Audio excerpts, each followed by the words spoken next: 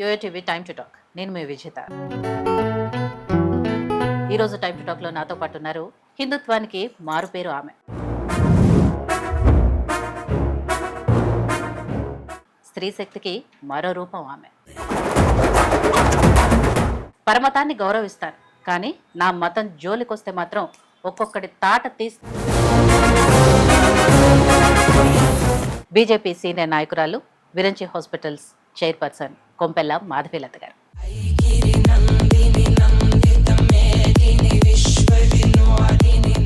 Covid టైంలో Virinchi hospitals దోచుకున్న మాట వాస్తవం కాదా? అప్పుడు బీఆర్ఎస్ గవర్నమెంట్ కి అందరి నుంచి లాభం పొందుతున్నారు వాళ్ళు. మేము మామూలు ఇవ్వలేదు ఈ రోజు వాళ్ళకి అని కోవిడ్ లో మా హాస్పిటల్ ని దారుణంగా టార్గెట్ చేశారు. ఒక బీఆర్ఎస్ఏ కాదు, మేము ఎప్పుడు ఏ గవర్నమెంట్ తోటి ఏ రకమైన లాభాలు మేము తీసుకోలేదు. సోషల్ నేను ఎందుకు సమాధానం చెప్పాలి?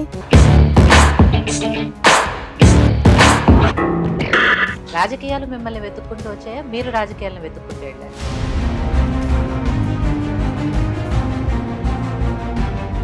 ఏంటండి అసలు జూబ్లీ హిల్స్ పెద్దమ్మ గుడి ఇష్యూ ఏంటి? అది నిజం చెప్పాలంటే తల్లి, గ్రామ దేవతల ఆచారం ఉంది మనందరికి. అంటే ఇది చెప్పే దమ్ము ఎవడికి లేదు, నాకు ఒక్కదానికే ఉంది కాబట్టి నేను చెప్పేస్తాను.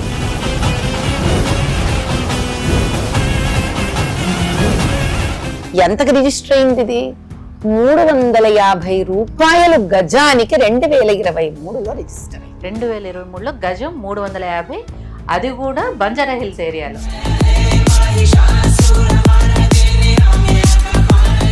ఇది నాకు రాజకీయం కాదు.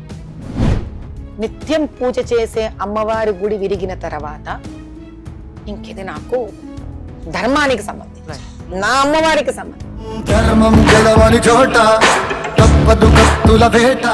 ఏదో లొసుగుందమ్మా, బస్తీ వాళ్ళు వద్దు వాళ్ళకు. బేసిక్ గా ఈ బస్తీ గుడి వీళ్ళు కట్టుకోవాలనుకున్న మహళ్లకు అడ్డం వస్తుంది. ఇక్కడ ఇదే మాధవీలత గారు ఏదైతే జూబ్లీ బంజారా హిల్స్ పెద్దమ్మ గుడికి సంబంధించి ఇంత పోరాటం చేస్తున్నారో, అదే ఓల్డ్ సిటీలో ఓవైసీకి సంబంధించిన కొన్ని కాలేజెస్ని హైడ్రా వల్ల అన్ని కూలిస్తున్నారు కాబట్టి ఆ కాలేజీలు మాత్రం కూల్చట్లేదు అనే ఒక విమర్శ మీరు కూడా చేస్తున్నారు కదా. అదెందుకు పోరాటం చేయట్లేదు మీరు? అంటే మీలాంటి వాళ్ళు యాంకర్స్ నెక్స్ట్ టైం వచ్చినప్పుడు ఏం చేయాలంటే కొంచెం జనరల్ నాలెడ్జ్ హోంవర్క్ చేసుకుంటున్నారు. ఏ స్థాయిలో అయితే మీరు ఇక్కడ బంజారా హిల్స్ గుడి పోరాటం అంటే ఏంటి, ప్రభుత్వం మీద ఎందుకు ఒత్తిడి తీసుకురావట్లేదు? అంటే పార్టీలో ఇష్యూస్ సరే జనాలు అంటున్నారా జరుగుతున్నాయంటే, రాజాసింగ్ గారి ఇష్యూ చూసాము, గోషామహల్కి సంబంధించి. ఏ పార్టీలో ఎప్పుడు ఎవరు ఎక్కడ రిజైన్ చేయలేదు, అది ఏం పెద్ద విచిత్రము. ఇక్కడ ఓల్డ్ సిటీ పరిధికి సంబంధించిన ఎంపీగా పోటీ చేసిన మాధవీలత జూబ్లీ హిల్స్ ఉప ఎన్నిక త్వరలో రాబోతోంది కాబట్టి మాధవీలత కన్నా అక్కడ పడింది. ఎందుకంటే అన్నిటికన్నా భయంకరమైన నిజాలు, బాధలు, ఇబ్బందులు అక్కడున్నాయి.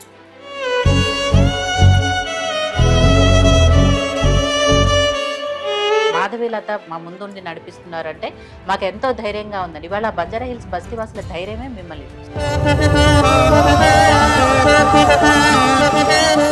ఆ వ్యక్తి వాళ్ళ శక్తి అవుతుంది, అదే అందుకే అంటున్నాను.